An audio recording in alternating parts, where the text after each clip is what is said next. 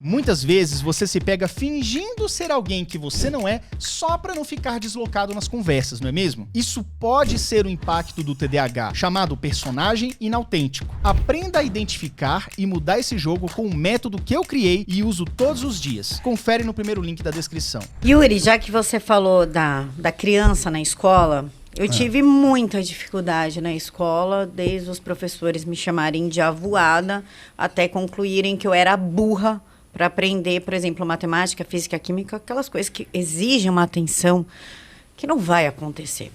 Um dos professores teve uma ideia, na minha época não se falava nisso, de deixar um espaço no fundo da sala para que eu me movimentasse e parasse de ficar cutucando a menina do lado, a coleguinha, e falando e mexendo. Eu ficava sempre desenhando, como está aqui no caderno, e ele me deixou no fundo da sala. Foi quando eu comecei a aprender. Sem escrever, sem ficar copiando loucamente, igual todo mundo, só olhando para a lousa e me movimentando. E isso me ajudou muito a passar de ano, parar de pegar recuperação. E, bem, não falta um pouquinho de trato dos professores, de olhar aquele aluno de uma forma individual, ao invés de colocar como burro, perdedor. Teve uma professora minha que falou, quando você crescer, você vai ser uma ótima lavadora de privada. Você não vai ser nada na vida. Deve ter ouvido coisas assim. Isso eu já ouvi bastante. Às vezes falta empatia. Eu não tô aqui para bater nos professores, porque eu sei que o trabalho deles é muito difícil. Falta um pouco de empatia e entendimento de quem vive isso na pele. Vamos lá. Você me falou um exemplo que eu posso falar. Essa pestinha aí era eu. O bichinho era danado mesmo. Eu dei trabalho, viu? Aqui. Isso aí é a galerinha, turminha do prédio que eu morava, enfim. Voltando aqui. A questão é o seguinte. Perceba que provavelmente o que você tinha ali na sua época de criança era uma espécie de ruído.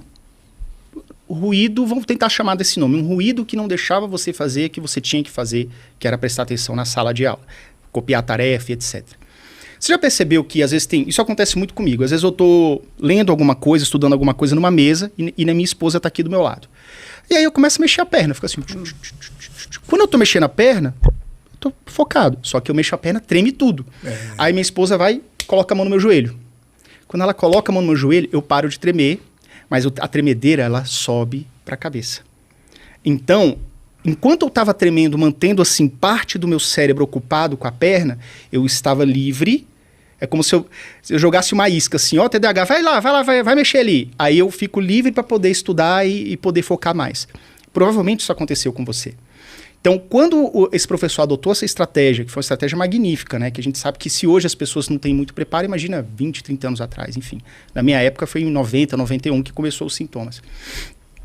Imagina isso, né, naquela época. Então, falta sim um trato, um entendimento de entender como saber puxar a atenção da criança que tem TDAH ou do adolescente que tem TDAH. Ele precisa de estímulo constante, ele tem que ser participativo, né? Você tem que falar assim, perguntar mais para a pessoa que tem TDAH se está entendendo direito, puxar a lição da turma como um todo, né, para ficar de marcação, mas puxar para saber se ele realmente está entendendo e repetir a explicação várias vezes.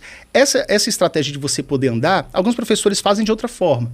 Para não ficar ali no fundo atrapalhando, né, deixa a criança com TDAH sair 2, 3 vezes durante a aula, para ir beber uma água, lógico, tem que ser combinado, 30 segundos, vai lá, bebe e volta.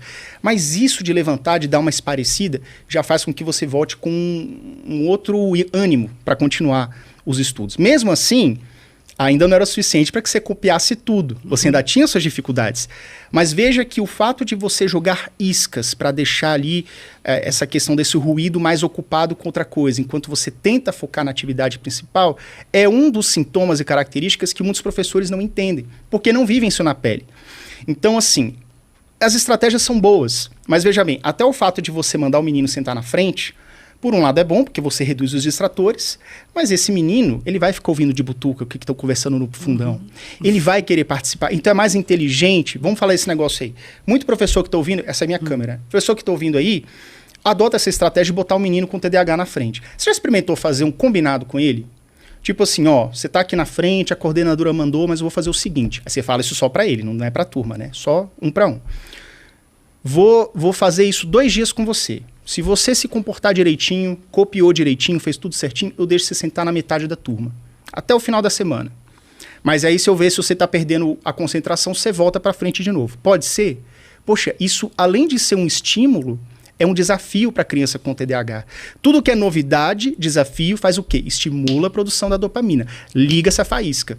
Então a criança, por mais que isso não vai funcionar para sempre, tá? Isso vai funcionar por algumas semanas. Mas por mais que não funcione para sempre, você vai ter um menino mais dedicado durante algumas semanas. E aí você vai mudando o combinado. Então veja que você tem que adotar estratégias inteligentes que funcionem para a mente de alguém que tem TDAH. Né? Então isso é uma coisa legal.